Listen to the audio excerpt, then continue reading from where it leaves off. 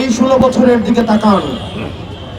আমরা ফেসিবাদের বিরুদ্ধে আপনাদের লড়াই এবং সংগ্রামকে আমরা সবসময় সম্মান জানাই।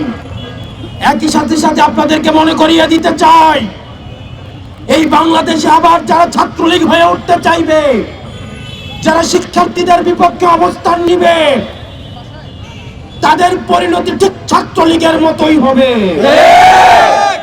সুতরাং আপনারা শিক্ষার্থীদের বিরুদ্ধে অবস্থান নিয়েন না। গত 16 বছরের আপনাদের নির্যাতন নিপীড়নের কথা ভুলে যায়েন না।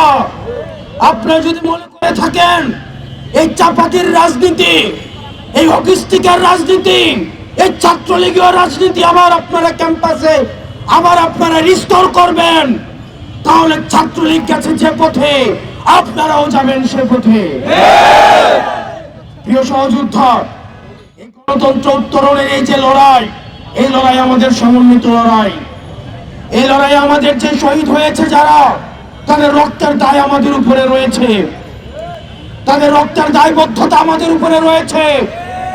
তাদের রক্তের উপরে দাঁড়িয়ে আবার আমরা মাদার পার্টির এজেন্ডা বাস্তবায়নের রাজনীতি শিক্ষা প্রতিষ্ঠানগুলোতে রিস্টোর করতে পারি না।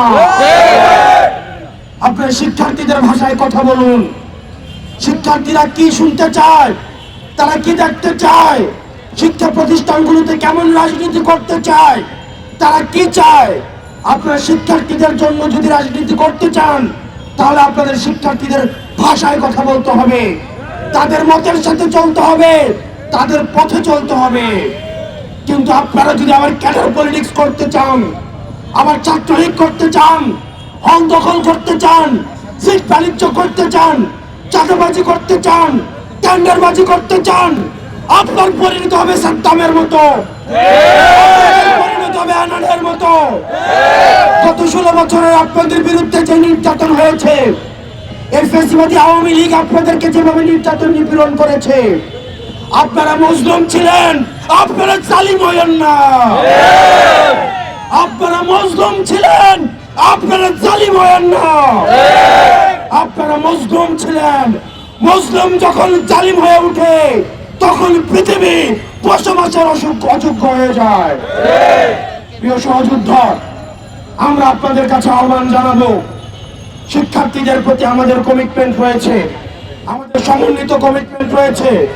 আমরা শিক্ষার্থীদেরকে, আমরা গত 16 বছর ধরে যে ক্যাম্পাসের জন্য আমরা লড়াই করেছি, ছাত্রলীগের বিরুদ্ধে যেভাবে আমরা লড়াই করেছি, আমরা চাই না শিক্ষার্থীদের আবার বাক স্বাধীনতা হরণ করা হোক।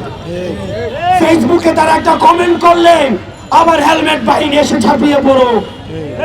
মতামত প্রকাশের স্বাধীনতা অব্যাহত থাকুক, দ্বিমত প্রকাশের স্বাধীনতা অব্যাহত থাকুক, ক্ষমতাকে প্রশ্ন করা অব্যাহত থাকুক। এই যে অবাধ স্বাধীনতা আমরা ভোগ করছি, এই পর্যন্ত কেউ বলতে পারবে না এই সরকারের সমালোচনা, এই সরকারের কাছাকাছি যারা আছে তাদের সমালোচনা, উপদেষ্টাদের যে সমালোচনা, এই সমালোচনা প্রকাশ ভবিষ্যতে যারা শাসনে আসবেন তাদের সবার জন্য উদাহরণ হয়ে থাকবে।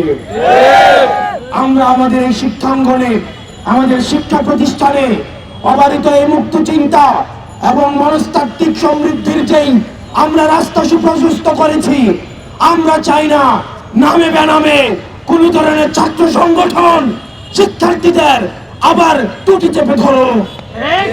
হলগুলো হবে শিক্ষা প্রতিষ্ঠান এবং হলগুলো হবে শিক্ষার্থীদের অবারিত বিচরণের ক্ষেত্র। শিক্ষার্থীদেরকে বাধ্য করা হবে, শিক্ষার্থীদেরকে জোর করা হবে, ক্লাসরুম গণরুম এই টেন্ডারবাজি চাঁদাবাজি আবার রিস্টোর করা হবে। এইবার স্বপ্ন বাংলাদেশে কোনোদিন বাস্তবায়িত হবে না।